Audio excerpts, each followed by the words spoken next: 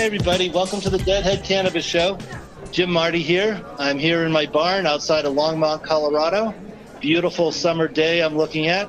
And I've got my partner, Larry Mishkin, up in Chicago. How you doing, Larry? Jim, I'm doing just fine, but I can tell you, I would much rather be in the barn. I was just there last week, and boy, oh boy, what an experience that was. It was everything you promised and then some. You know, hopefully someday it'll be one of those places where people, trek out to a shrine to kind of, this is where the Deadhead Cannabis Show started. So, but it's really a lot of fun, and we should all have a man cave like that someday. Thank you again for all your hospitality. It's very comfortable. We live out in the country and have a nice barn where I hung up plywood on the walls, and I have all my posters from all the shows over the years hung up around the barn. And as I tell people when I take them around, every poster has a story. And maybe, you know what? Maybe one day we can do a show and, go around and check out some of the posters and tell the stories behind them. That would be a lot of fun. Yeah, I've got some pretty interesting ones, some pictures I took and others, posters from the 60s. So, excellent. Anyway, we're here to talk about music and cannabis and politics, anything that comes to mind. Larry was out in Colorado last weekend with his wife, and we got to head up to Red Rocks and saw Tedeschi Trucks. It was a great show. He knew it was going to be a great show because we had a little rain before the show and ended up with a beautiful rainbow right over Red Rocks. Well, you're right, Jim. First of all, it was my first time back in 35 years. The last time I had been there was 1984 for the Grateful Dead. And although I've been to Colorado a number of times since then, had just, for some reason, never coordinated it up to be at Red Rocks for any kind of a show. So get to go to the show was great, to see you there. To see Brent Johnson of the hoban-law-group, who's our managing partner there, and spend some time with him was a wonderful thing. And you just kind of go around and everybody's happy to be there and all of that good kind of stuff. And just for our listeners to know, in our episode next week, we're actually going to spend a few minutes talking about Red Rocks just in general and what a great place it is. But for right now, the important thing to say is, Jim, I got to tell you, whether it's at Red Rocks, which of course is always going to be great, or in somebody's backyard or in a back alley somewhere, if it's Tedeschi Trucks playing, I want to be there, and I can't get enough of them. What do you think? I enjoyed the show very much, and keep your eye on the opening act. Married couple, probably in their 30s, Shovels and Rope was their name, and they put on a great opening act. Just as a two-person band, they played 5 or 6 different instruments each, wrote all their own songs. Keep your eye on Shovels and Rope. You'll probably be hearing more about them in the next couple of years. Well, I think you're right. And they actually came out and sang a song or two with Tedeschi Trucks at some point. And that's one thing. Tedeschi Trucks is really good about that, about bringing on their opening act out on the stage to play a song or two with them in their main set. And it's always a lot of fun. And it was great to see those guys out there with them.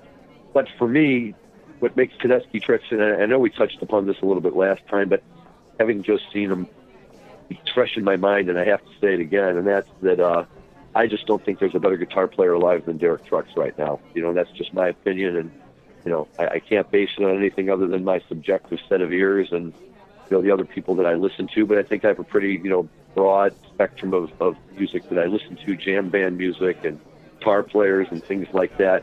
And for me, at least, what it is it's different sounds and the different ways he fills the holes while he's going along, and just drops things in right where they need to be. And if you watch him, it's effortless, right? It's like a great athlete who just does it while the rest of us take lessons all of our lives to learn how.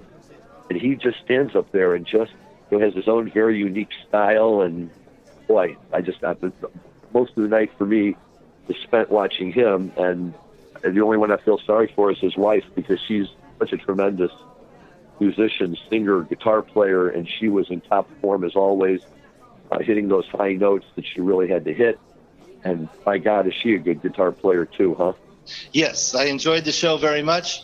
I thought Derek Trucks put on a great performance. His guitar sounded crystal clear.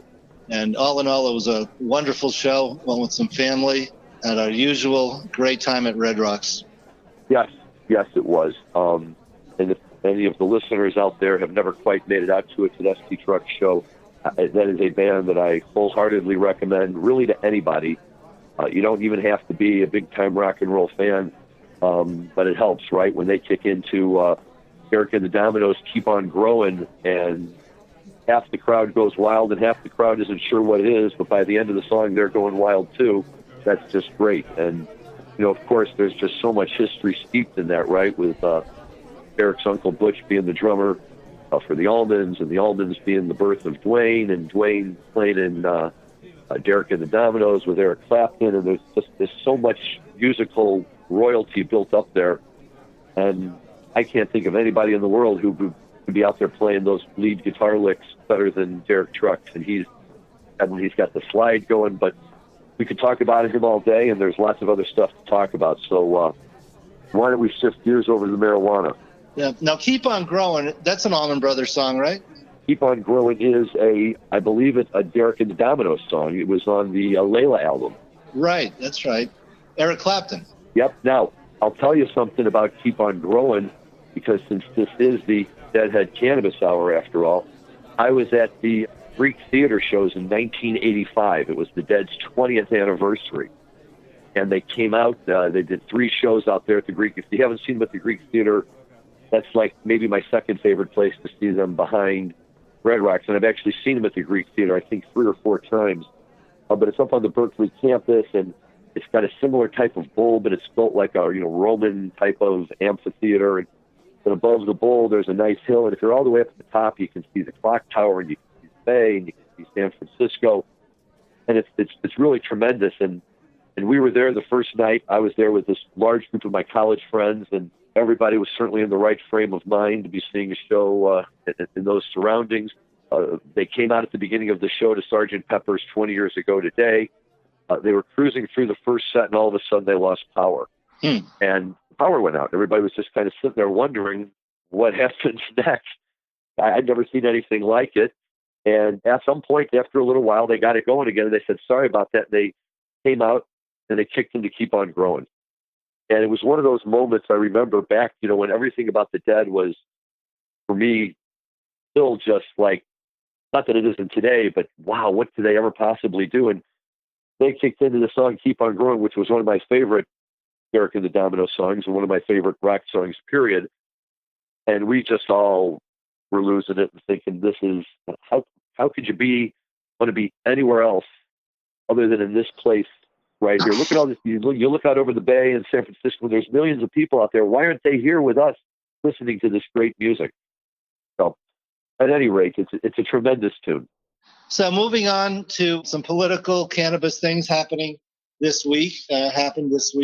So Missouri applications are due here in the next couple of weeks.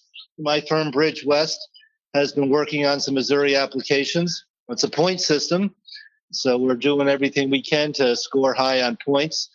But Larry, you had some points you wanted to make. I have some points that we want to talk about the fairness of a point system for, in Missouri, it's a medical model, but other states, it's full adult use. And Larry, you had some points you wanted to make. I do. I just really briefly, because I'm glad you mentioned Missouri, Jim, because there really is a lot going on there. It's an exciting time. I know you and I have talked, and of course, Bridge West, being one of the industry leaders that it is getting itself very involved there. The hoban-law-group is representing 6 groups. I'm representing one of them, but our attorney, Peter Andreoni, who works in our Kansas City office, is picking up 5 applications, and we're all very excited. He's a great attorney. It's a great opportunity. And we're really, really excited to see Missouri come online and be able to join us that way. Yes. Well, we all hope that our group get licenses, but I just wanted to mention, I think there's going to be about 10 times as many applicants as there are licenses. So Missouri is going to have 60 cultivation, 190 or 195 retail, and extraction somewhere in the middle. So very limited licenses for a state of about somewhere between 6 and 7 million people, I believe. Well, that's going to be a lot more licenses than we're going to have in Illinois to get started in our adult use program, and we have a lot more people in Missouri. So in some respects, compared to the way Illinois' medical program came online, I look at Missouri as being light years ahead of us. Much bigger, much more open. Yep. Yeah, it should be a good program. Now, the people are spending a lot of money. I have no doubt. Now, focusing up here on Illinois, because this is the one that's going on. Our licenses are going to start dropping here in the next couple of months. And every single person who comes in my office who wants to talk about this, we have to start off with the cost, and we have to start off with this, very important analogy. And I think we've raised it before, Jim, but it's important to keep raising it, which is if I want to go open a McDonald's and call McDonald's franchise office, they're going to tell me it's a $50,000 franchise fee. It's going to cost you another $50 to fix up the restaurant. We'll help you with that. And it's going to cost you another $50 for upfront incidentals and everything else. You might say, gee, $150,000 is a lot of money, but at least you know that if you put up the money and you do what you're supposed to do, you're going to have a McDonald's to operate. And whether it succeeds or not, nobody can promise you, but at least you're going to have that opportunity. In a competitive state license system like this, which is basically done, by competitive application, so it's not really quite fair to say lottery, although that's what it feels like. People are going to put up $200,000 or $300,000 to prepare their applications and countless number of hours of personal time. And at the end of that, your odds are maybe 1 in 10, as you're pointing out, in terms of what the odds in some of these, regions can be. And typically in a competitive application state, they'll do it, they'll divide the state up into districts. So figure in your best scenario, you're looking at a 1-to-1. If there's only one other person, that's still only 50% chance going in. That you're going to spend all of this money and that you're going to walk away completely empty-handed, not get your money back. So, the question everyone wants to ask is, well, how do we know? Is this fair? How do we know who's going to get picked? How is this going to work? A lot of people feel that it's too subjective. Certainly when we went through the program on the medical level here in Illinois, a lot of people were disappointed that the selection process wasn't more transparent. Unfortunately, given the reputation that Illinois walks around with sometimes, the thought of, some extra political input, thumb on a scale type of thing is more than just, a thought. Some people really look at it as an actual possibility. I'm not saying it is, but I am saying that, it's a difficult concept battle in terms of trying to get people to think that this is really the way to go. And the question becomes, why can't it just be a free market? It would just, like anything else, like our hemp market right now. If you want to get a hemp license, you can get it. The only thing you have to decide is, given the number of people in the program, is it worth it for me to be one more person out there? And I think a lot of people would like to see that happen with marijuana. And, the question is that viable? Can it work? Especially in a state like Illinois that's just entering into it. What are your thoughts on that, Jim? It's a balance because you don't want to go to the other extreme and have unlimited license like we have here in Colorado and Washington and Oregon, where you have overproduction. I was flipping through a cannabis magazine on the airplane this week, and I saw a little blurb that said it would take 10 years to absorb the inventory that Oregon had on the shelves on January 1st of this year. So while limited licenses do cause some disruption in the marketplace, unlimited licenses can cause their own version of headaches. As you know, to build out an industrial-sized cultivation center, it's, the better part of $10 million or more. Then you add an extraction lab to that, another couple of million. For those kind of investments, you want to have some assurance that it's going to be a stable market for your product. So it is a balancing act. As I said, you have problems with unlimited licenses, but yeah, a lot of political, who you know, what you know. We've seen that in various states where it doesn't hurt at all to have a lot of political connections with your state. That definitely increases your chances of getting a license. And some of these relationships go back decades and even generations where, person's father was active in politics in a particular community, and therefore it translates onto their grown children. But now they have political connections to their family. So it happens. It's not the best of circumstances. I think one counterbalance to that is and I think most of the states allow small home grows. So if, you don't want to participate in the state regulated system, you don't want to pay the prices and taxes. Here in Colorado, every married couple can grow 6 plants each. That's 12 plants. So there's a lot of ways to address that. I always like to tell the story about how what happened in Colorado will never happen again, where we had over 1,000 marijuana businesses in Colorado in 2009 and 2010 with virtually no regulation. You could rent a storefront and start buying and selling marijuana through your storefront. And then we got our regulations in the late summer and early fall of 2010. So that'll never happen again. Today, you have to spend hundreds of thousands of dollars and hire lawyers and accountants and put together 8 inches high documents on the table to even be considered to have a license. But it's a fast moving ball. We'll see how it plays out.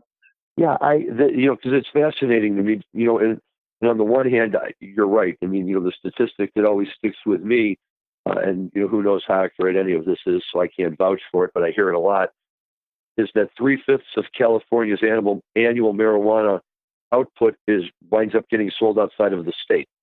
And, that obviously creates problems in a number of different ways, not the least of which is if you happen to be a cultivator in a state like, say, Illinois, where that's, has an adult use program that's just coming online. And even though we certainly have some existing cultivators who are doing a very, very good job and, getting strong praise for the products that they're creating, there's either a perception, and whether it's real or just imagined, that marijuana from places like California just tends to be stronger, better, more enjoyable, whatever the case may be.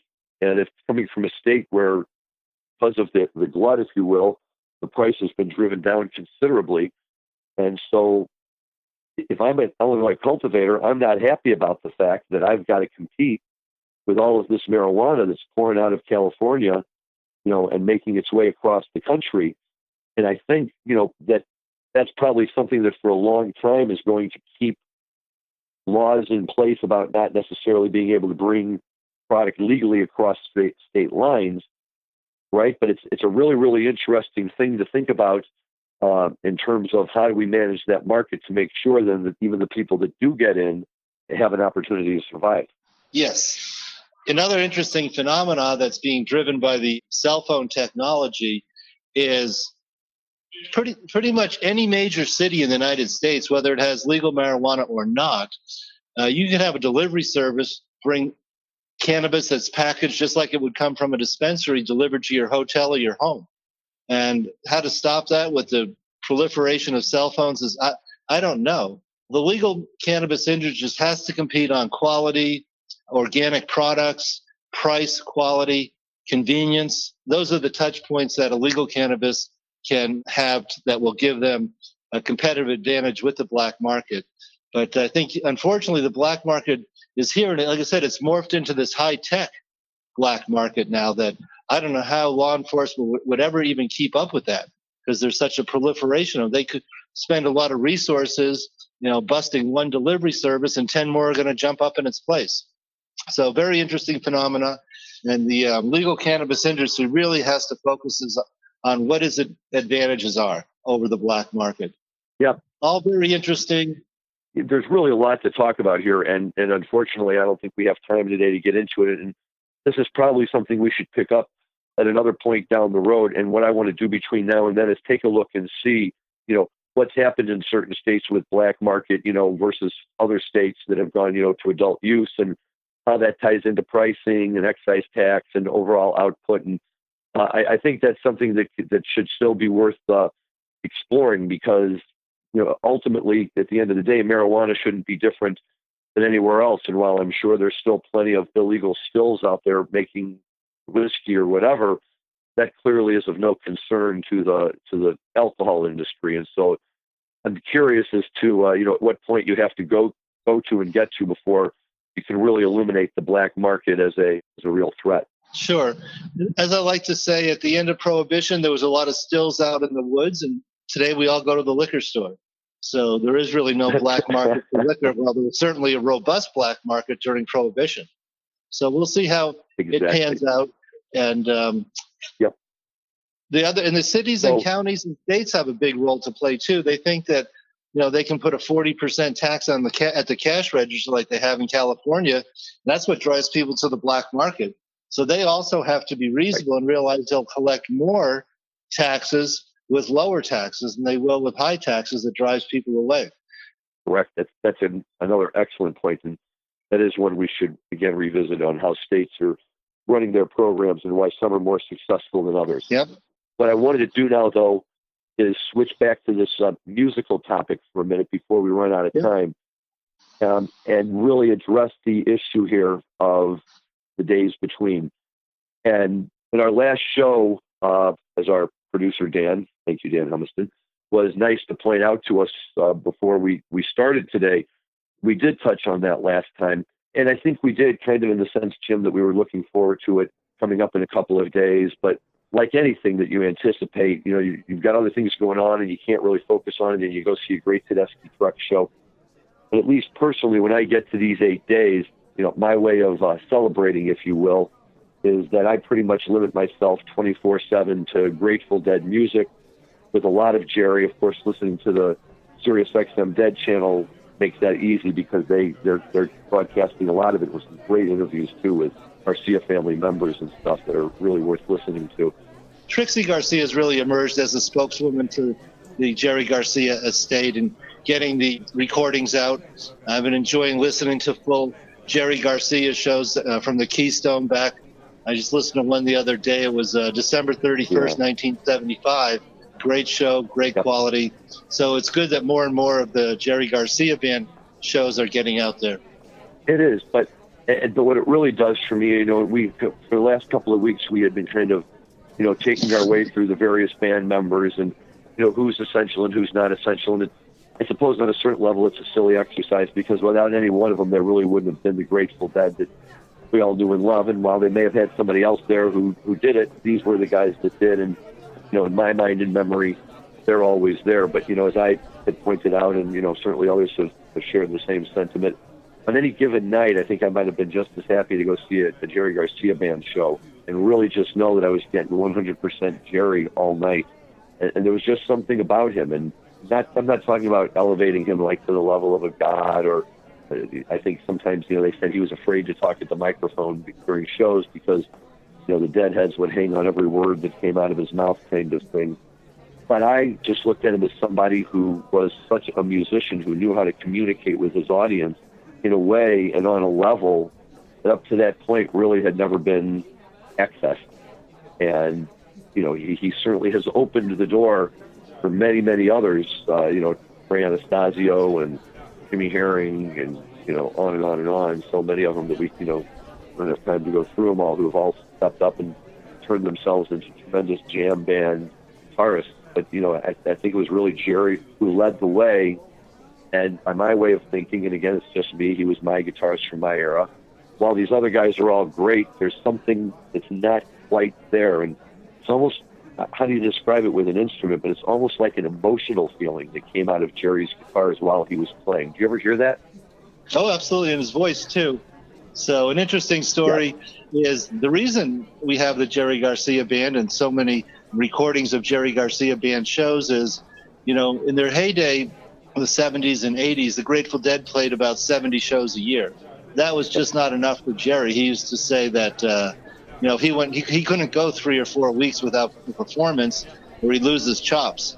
So thus the Jerry Garcia band became an outlet for him to play locally, and he played a lot of shows at the Keystone in San Francisco, which I don't even know if the Keystone is still there, and I've never been there, but I heard it's a very tiny bar, and he would play there a lot on Sunday nights. And, only in a big city like San Francisco would you have a show start at 11 o'clock at night on a Sunday night. So pretty much cuts out anybody who has to work on Monday morning. And then, Jerry Garcia. New Orleans, but you're right, other than that. Maybe Vegas. But they play from 11 o'clock at night until 3 or 4 in the morning, and be daybreak when they'd be packing up. So that's why we're fortunate to have all those Jerry Garcia band. And Legion of Mary, Steve, Big Steve was telling that story, how one night at the Keystone, when they were under the flag of Legion of Mary, a couple of nuns showed up before the show and informed Steve Parrish that they, in fact, were the Legion of Mary, and they would like it very much if the Jerry Garcia band would quit going under the band name Legion of Mary. So that's a pretty funny one, because Big Steve said, "What are two nuns doing in this place?" Jim, I don't know if you have any of the vinyl that they put out from those shows at Keystone with Jerry and Merle Saunders, but the one that we had when we were in college, and at that time we didn't even realize how many others there were, when you opened up the double album, the photo on the inlay side was a whole group sitting back in what probably was the performer's dressing room for the Keystone, and there's a huge group of people sitting around in a circle, smoking a joint, and the picture shows a joint. I can't remember if the nun is handing the joint to somebody or if somebody's handing the joint to the nun. But until right now, I had never heard the story that you just said about the Legion of Mary and nuns, and I'm wondering if they made peace with them in the back and everybody walked out with a smile on their face. Well, I believe the upshot was that's when they became the Gerry-Garcia band and dropped the Legion of Mary. Understood. That's great. Now, one other thing that you said that I want to touch on, it's just as important as we could talk about Gerry and his guitar playing and his banjo playing and his steel guitar playing and all of that, for a long, long time. But you mentioned his voice. And the truth is that you're absolutely right. And, to me, that's what always differentiates. And, so even if you have a John Mayer up there and he's, playing the hell out of a Gerry tune and really doing a great job, but he steps up to the microphone and sings, it's not Gerry. And Gerry, these were his songs, the emotion that came out of his voice, all of it. But, two really interesting examples is there's an early version of the Dead playing Promised Land with Gerry taking the lead vocals instead of Bobby. And when I heard it, it really kind of turned me upside down a little bit because you're so used to hearing it sung one way. And then as well, there's a version, it might even be on one of these Keystone albums, of the Gerry-Garcia band playing When I Paint My Masterpiece, which again is a song that Bobby typically sang in concert with the Dead. And just to hear the difference, like almost a different song to hear Gerry sing it versus the way Bobby sings it. Not to say that it's necessarily better than Bobby. I mean, Bobby had his own signature way with those tunes, and they were great. But when Gerry sang it, it just kind of almost felt like something completely different to hear his voice on it. And one other thing I'll throw out there while I can. And then I'll wrap it up with something. Yep. When they came out with the box set of the first original Grateful Dead albums, Roses or something, whatever they called it, and it was all like the first 6. Right. Well, no, this was a box set, so it was like the first 8 albums that they did on a CD.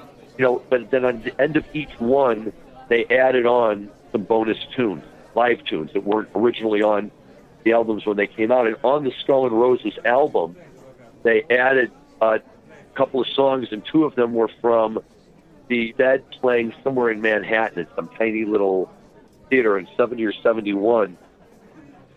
And one of them is a song called I'm a Hog for You, Baby. And if you haven't ever heard it, just go Google it and listen to it and listen to the Dead do it. But the thing that was unique about it and that people really loved was that Gerry and Pigpen sang it together. And they harmonize and they're singing it all the way through, and they're clearly having fun with it. And if you haven't heard it, it's killer. You got to hear Gerry and Pigpen singing I'm a Hog for You, Baby from Manhattan in 70 or 71. I may have that. I'll have to check it out. So to wrap it up, in the mail this week, I got my volume 31 of Dave's Picks, and it's a show from 79, which was the first year me being on the bus. That's the first shows I saw were in January and May of 79. And but there is a Promised Land. It's the second song on disc 1, and I believe Gerry does sing that. I just listened to it the first time today. Yeah, it's wonderful, and I just got my Dave's Picks 31, and it's a great thing. And if you haven't ever picked up any of the Dave's Picks, pick them up because there's millions of great Dead shows, but he just has an ear for pulling out really, really special shows, and this one is no example. I just want to say this and wrap up with the days between by saying that we can never talk enough about Gerry, but we will keep talking about him because there's so many other great things to talk about. But that's why it's just great to have 1 week where we can really stop and take a little bit of time and just go back and remember him. So having said that, Jim, it's a pleasure as always, and I will look forward to our next show. Great way to wrap it up. Over and out, everybody.